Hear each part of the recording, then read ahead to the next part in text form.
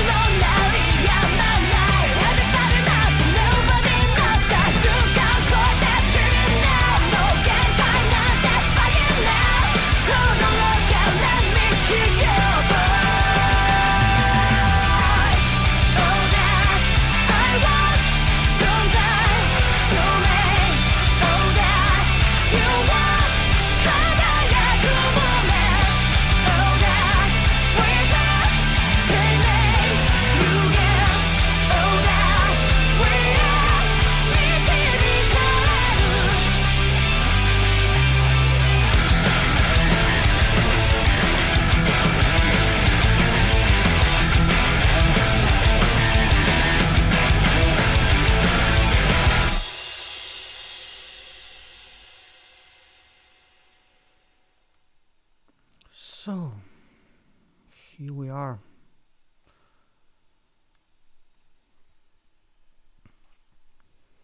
Okay,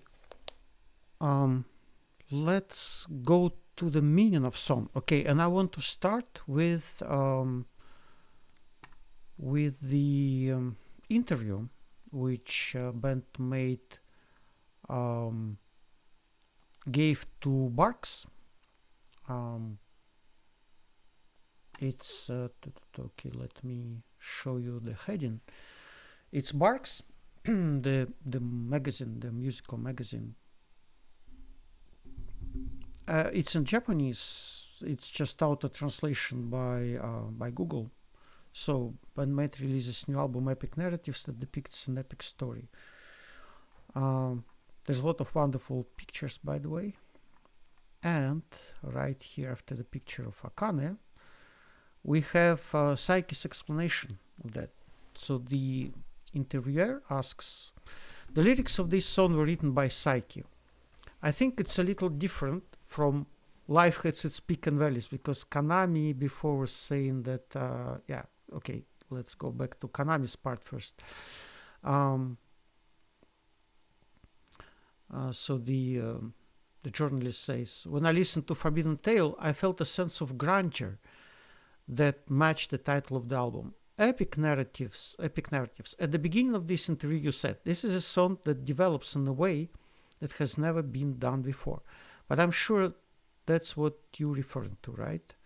So, yeah, the sense of grandeur. The sense of grandeur, yes. We're gonna talk about this soon. Kanami, that's right. Actually, Psyche had been telling me for a while that she wanted a song with a lot of development. At the time I was making this, I happened to have someone close to me die. We know from other comments that it was her grandma who died recently. So I was thinking about things like, what is life and what does it mean to live? So I thought that I would like to try expressing things like, what is a person's life like? And life has its peaks and valleys through music. Even though we've had our ups and downs and a lot of changes, there must be a core that remains the same. So we express that through riffs. I'm starting to feel embarrassed when I say this myself, and she's laughing. And Psyche, please don't be embarrassed. Miko Kabata, cool. So the journalist says, in short, the riffs have become a fixed point, and it feels like you're watching over changes in your life, right? Kanami, that's right. Psyche, this is a song that I've thought was really wonderful since the first time I heard it. When I listened to it, a lot of images came to mind. This is exactly the kind of song I wanted. Hi, Akane. The lyrics of this song were written by Psyche, says the journalist. I think it's a little different from Life Has Its Peaks and Valleys, but I think it has a similar outlook on life. What did you want to express here? Psyche. I realize the wonders of music every day, but when I was researching the history of music, I learned that songs were forbidden to be sung in the distant past, and that we were forbidden to talk about them. I learned that there are stories. But now, with modern technology, we have the chance to reconstruct and listen to it, to these stories. And we now have the reality that stories that were once forbidden can now be read. That made me realize that art is something that never disappears. And I thought that in itself it's very romantic and beautiful. And Kanami said, what is life? When I thought about it, what would life be like if I expressed it through music? I thought it meant it's here. I wrote this with the hope that even if our bodies were to disappear, someone might someday continue to connect us with their music, while thinking that it would be great if our music would remain in the future. I think it would be wonderful if people in the future who would never have known about BAND-MAID found out about BAND-MAID through this song, and if that music could push someone else's back. I've experienced something like that too. There are many musicians who were no longer in this world when I fell in love with music. However, their music has given me courage, taught me the wonders of music, and given me a push. So I wrote these lyrics with the hope that I could be like that someday. And that's what I wanted to talk about. So why it actually took me so much time to come up with this analysis, because okay, in Russian it's a very well-known thing. There was this ancient Roman poet, Horace, Horatius.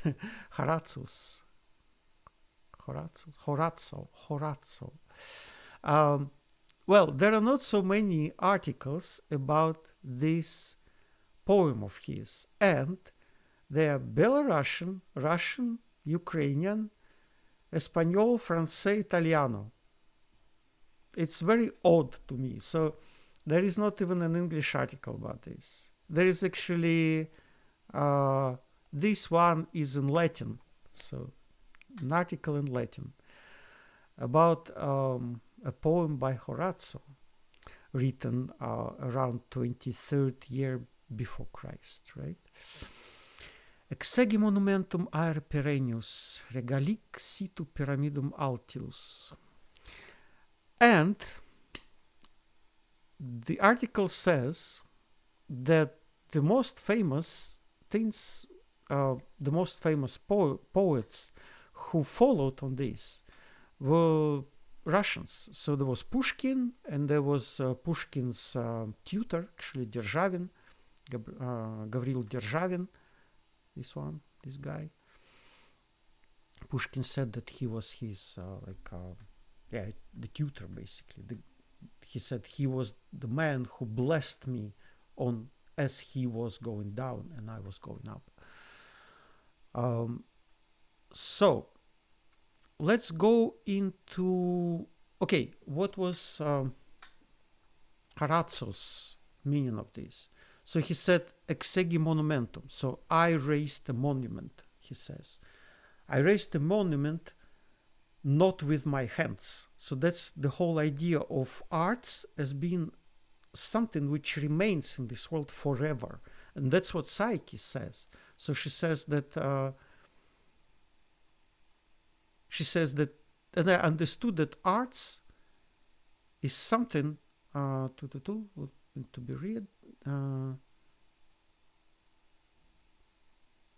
Music would remain in the future, she says.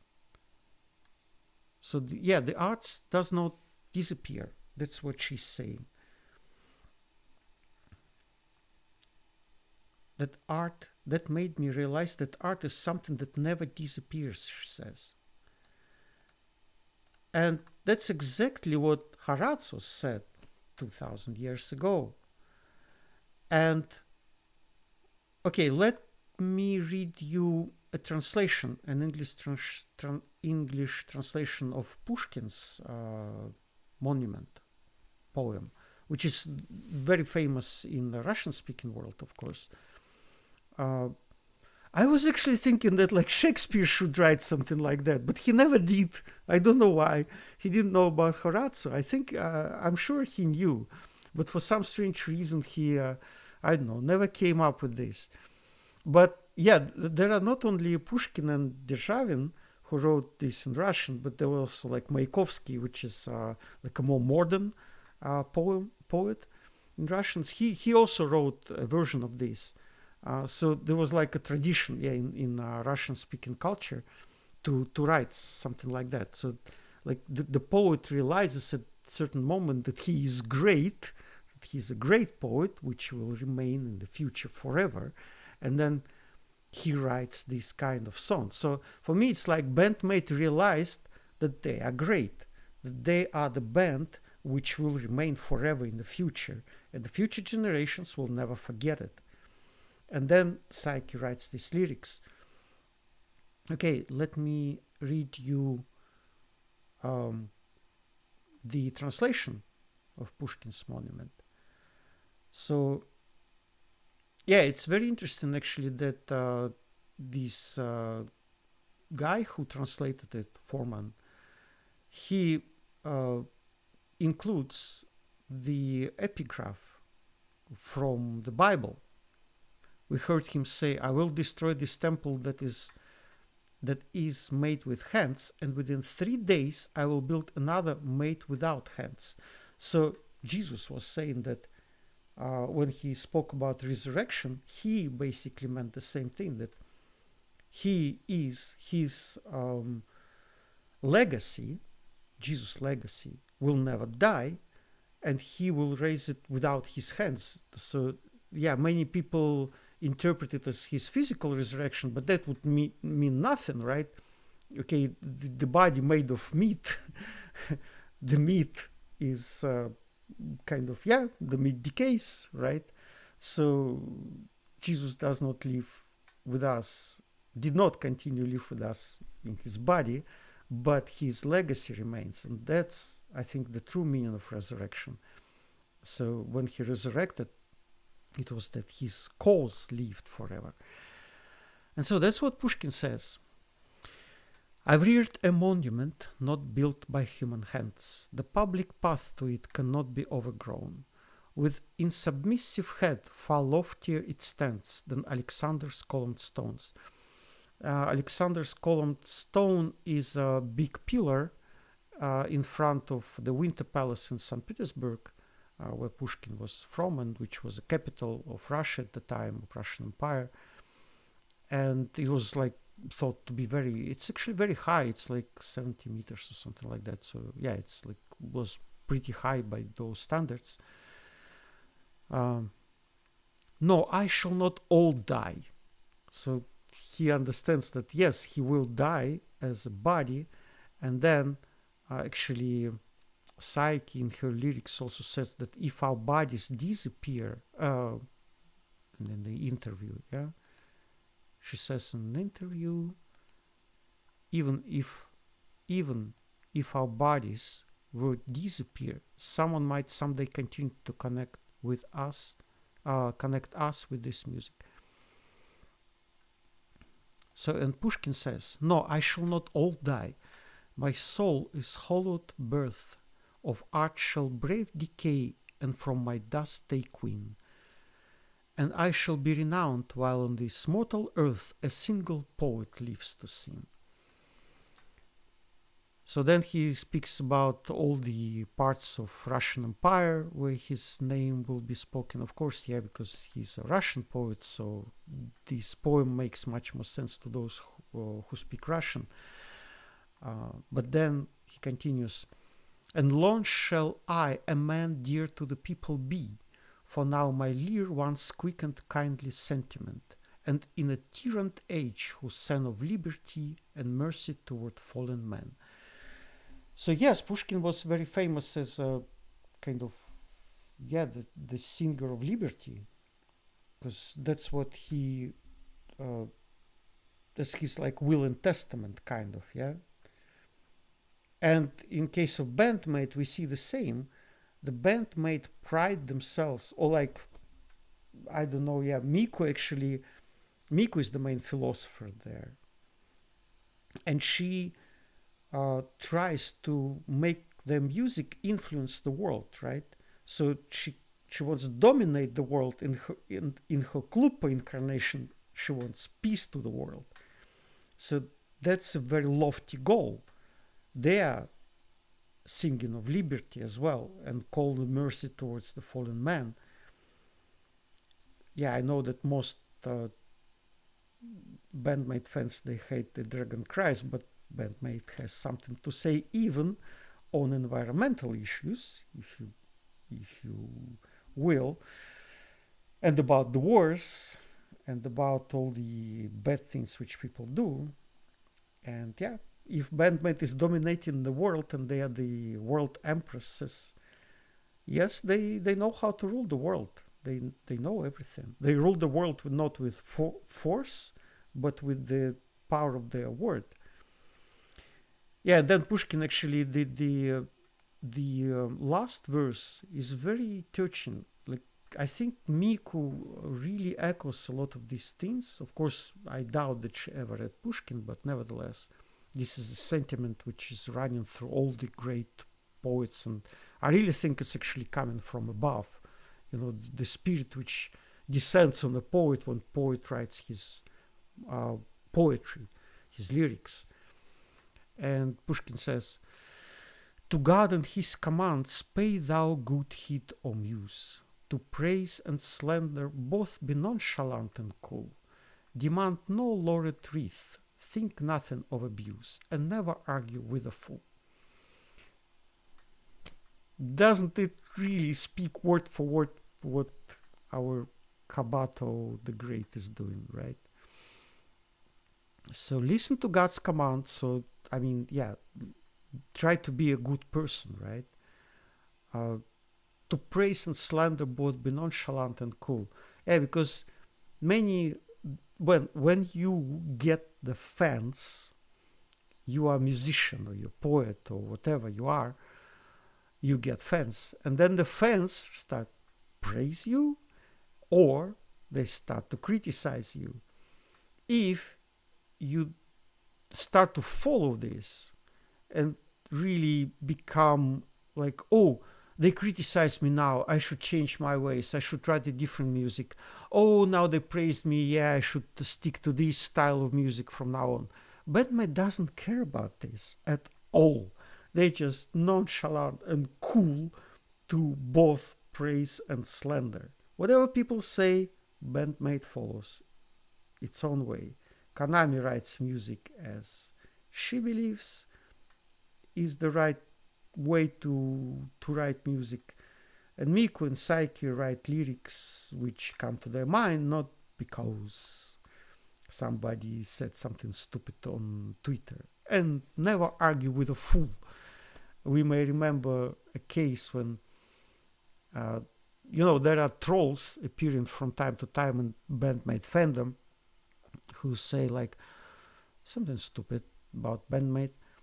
And there was one case when somebody criticized, when Miku released her signature Zemaitis Flapping Wings guitar, there was a guy in Twitter, it was discussed actually somewhere on Reddit, I think, as well, said like the non-talented musicians with like a fake musician with a fake guitar, fake guitarist with a fake guitar. Miku saw this tweet and she replied in a sense like, she said something like, I don't understand how people can be so rude and impolite and inconsiderate. And then she quickly deleted this reply. So never feed a troll, never argue with a fool. Miku understands this very well. So think nothing of abuse. Okay. So that's that's what I wanted to say about this. Okay, let me keep this video rather short, although it's already pretty long. Okay, that's it. I wanted to say a little bit on the magical nature of BAND-MAID, but yeah, maybe I'll do it next time, because I think my videos sometimes become way too long. And if I now go to the, I want to connect, for me there are two sources of knowledge. There is Baha'i faith and there is Carlos Castaneda. Carlos Castaneda is, by the way, is really misunderstood by many people. People think, he's promoting drugs, but nothing can be further from the truth. He actually doesn't. But he gives an interesting description of the structure of some people's formation. So to say it briefly, maybe I'll record a separate video on that. That Miku is like a Nagual, basically like the center, or like you may say like a minor prophet. And Castaneda actually said that it's like Mexican pyramids. If you look at what's on the top, there is a figure in the center, which is like Nagual, like the messenger of God, you may say, or like a prophet. and on the side of it there are these big pillars, columns, which signify, in case of BAND-MAID, it's like Miku in the center and four mighty women on the sides of the top of this pyramid. Yeah, and in Castaneda's description, this is north, south, west, east. South is Sakane, because she eats a lot. She's not fat, but she's very like this joyous, sunny being, sun child, yeah, sun girl, they call her. Psyche is definitely the north. So, and then Kanami means east and west. So yeah, to me, the more I think about it, it's like really a magical formation. Kiseki po, as Miku was calling it. But okay, I will not go deep into this. I don't know. Yeah, maybe I need to provide some presentation, maybe to draw some pictures. What does this mean, and why BAND-MAID is such a magical formation? For the time being, have a nice day. Have a hunky-dory day, and see you next time, guys. くるっぽー当ててキレイキレイするっぽー